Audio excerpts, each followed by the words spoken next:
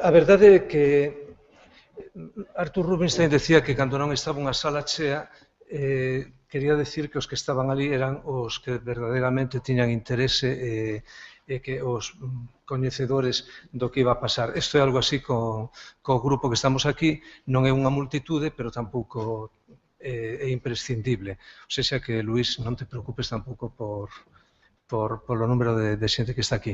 En primeiro lugar, como coordinador da sección de Música e Artes Escénicas, deixádeme que disculpe a ausencia de don Ramón Villares, que é o presidente do Consello, está en Barcelona e non pode estar aquí como sería o habitual en outras ocasións.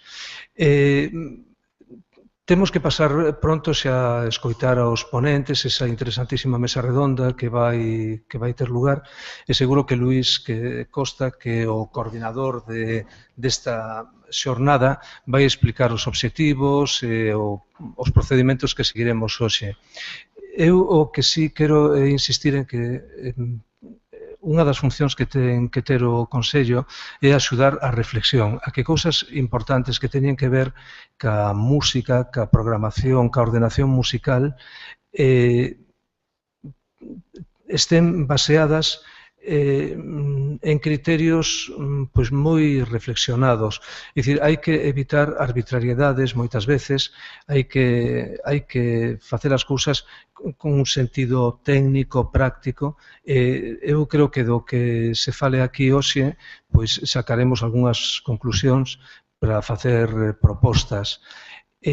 Sobre o mundo das bandas, pois eu non son tampouco a persona máis apropiada para falar, pero si nas miñas lembranzas está asociar a banda, igual que o toque das campanas, ao día de festa, ao domingo en Santiago, cando escoitábamos a música da banda municipal, e que tamén o asociábamos co repique das campanas. As campanas non sempre tocan e non sempre sonan a morto para meternos casi medo ante esa idea de todo o que pode haber despois da morte.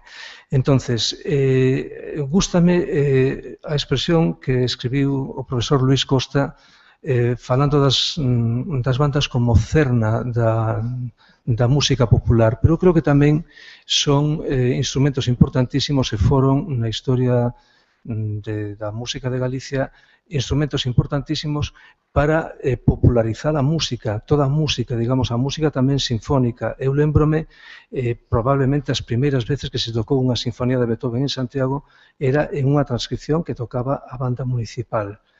Esa divulgación pareceme moi interesante e tamén creo que é un concepto que hai que poñerlle coto, porque ás veces eu non diferencio moi ben a divulgación da vulgarización e incluso da banalización da música, é dicir, a hora de programar moitas cousas. Da música popular poderíamos, da música que tocan as bandas, poderíamos falar moito. Simplemente alégrame que hai aquí algúns instrumentistas xoves que coñezo, que é un trombonista que toca moi ben, por exemplo, e que por el sei os problemas que teñen moitas das bandas que non son profesionais, pois simplemente para acadar un local que ao mellor lles deixen ocupar un local que está a baleiro, poder conseguir materiais, os problemas de aluguer, de dereitos, etcétera, etcétera. Incluso admiro o grandísimo nivel, o altísimo nivel que teñen moitos dos músicos mozos que hai hoxe en Galicia. É dicir, creo que tamén pouco a pouco temos que preguntarnos que imos facer con todos eles. Hai unha cousa que é moi curiosa, é dicir, eu lembro da miña nenez, da miña adolescencia, bandas profesionais en bastantes cidades de Galicia. Hoxe, se non estou equivocado, creo que só temos banda profesional en Santiago de Compostela e en Coruña. Curiosamente, son dúas cidades que tamén teñen en residencia unha orquestra sinfónica, clásica, unha orquestra profesional. É dicir, probablemente algún día haberá que falar tamén de diferenciar campos, é dicir, que pode facer unha banda que non faga unha orquestra, que pode facer unha orquestra que non faga unha banda. Unha banda é o que moitas veces asociamos con unha banda, ou unha banda é un instrumento, é dicir, é unha orquestra de eventos. Eu creo que hoxe aquí quedarán claras moitas cousas no que se vai falar. Para rematar, sana envexa para o que é unha banda. Eu de vez en cando utilizo o transporte público e lembrome dun pequeno traxecto no autobús urbano hasta a estación de autobuses. Mais ou menos pola zona da Praza de Abastos subiuse unha señora que viña de facer as compras e que iba á estación a coller o autobús para voltar á súa aldea. Outra señora coñecida dela preguntoulle que tal as festas. Eu que estaba poñendo atención escoitei esta resposta, pois moi ben, houbo unha música e dúas bandas. É dicir, chamou a atención que e dúas orquestras. É dicir, orquestras entendo que era música pop, música de verbena, pero unha música, é dicir, a banda chamáballe a música. É dicir, o instrumento confúndese na denominación ca totalidade do arte. É dicir, isto creo que é moi importante e creo que tamén cando hai unha xente que ten esa consideración tan grande do que é unha banda hasta o punto de chamarlle música, obriga a que os que somos músicos intentemos corresponder ca maior calidade posible para que estas bandas sexan cada vez millores. Para a miña banda, nada máis, probablemente agora que Luís Costa nos explique, nos presente os poñentes, empezamos xa toda esta xornada de reflexión.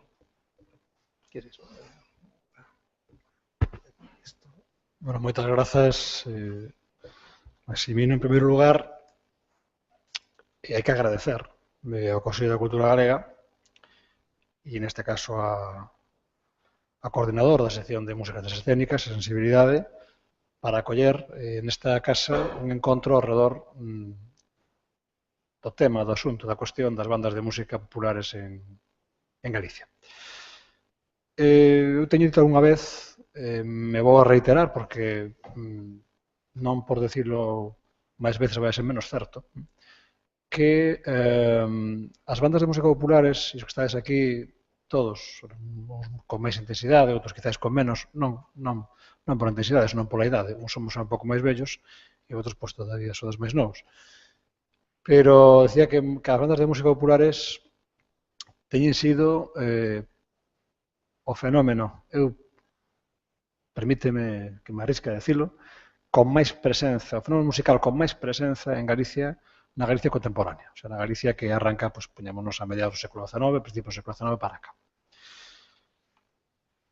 Numérica e cualitativamente, en dos aspectos. Era impensable calquera actividade festiva na vila, nunha aldea, nunha cidade de Galicia, sin a presenza dunha banda de música. Eu sempre decía, cando pues, me arrisquei nunha época da miña vida en que era máis atrevido, non? A dirixir bandas de música, ahora me fago máis conservador, a cousa dos anos. Decía que a banda de música é imprescindible hasta para facer a procesión, porque sen ela non poden nin andar os santos. E efectivamente é así.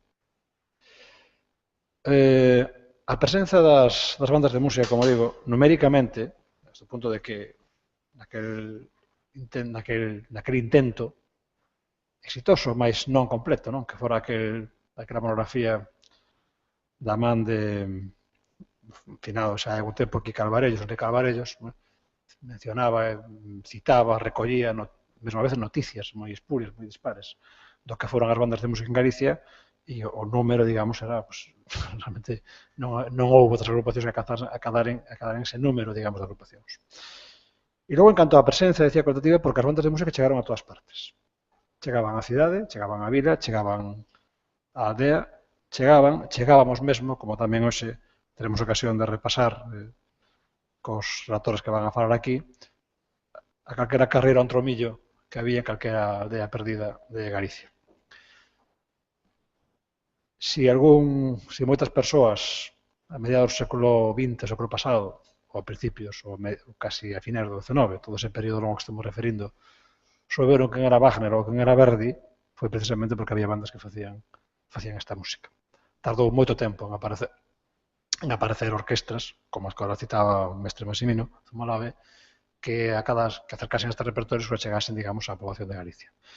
Foron, por lo tanto, repito, e sin ánimo de extenderme, penso que o fenómeno musical máis relevante neste sentido, sen entrar nas cuestións, digamos, sobre os gustos e tendencias que pode ter cada un. No último na metade do século XX padeceron un proceso de dificultades que levou a desaparecer moitas delas, efectivamente, e na década dos 80, 90, cara nos nosos días, sufriron un proceso de reconversión de que tamén se falará aquí hoxe amplamente e, por lo tanto, penso que tenemos unha idea de cal foi ese proceso e cal é o estado actual. Eu non me quero alongar, insisto, o meu agradecemento a unha persona que estive, agora estou menos, pero estive moi ligado ao mundo das bandas pola miña propia trayectoria vital como músico. É un espazo que creo que merece unha consideración no mundo académico, no mundo da investigación, tamén se falará aquí hoxe desto, como unha parte do patrimonio cultural, do patrimonio material de Galicia, e confío en que ocasións como esta, que, insisto, creo que é particularmente relevante, sirvan para empezar tamén a normalizar a presenza destes fenómenos como parte do interés da reflexión de toda a cidadanía de Galicia. Agradecervos primeiramente aos relatores, que agora pasaremos a presentar e pasarán a intervir, a súa presenza, a súa aceptación para estar aquí hoxe esta tarde compartindo con nós moito que eles saben e viviron, e a todos vos que estáis presentes, pues, tamén agradecervos o comparecer aquí o acompañarnos nesta tarde de venres, xa prácticamente de fin de semana, para reflexionar, como digo, centrarnos alrededor da cuestión das bandas populares. Moitas grazas. Esa interesantísima mesa redonda que vai ter lugar, e seguro que Luís Costa, que é o coordinador desta xornada, vai explicar os obxectivos e os procedimentos que seguiremos hoxe.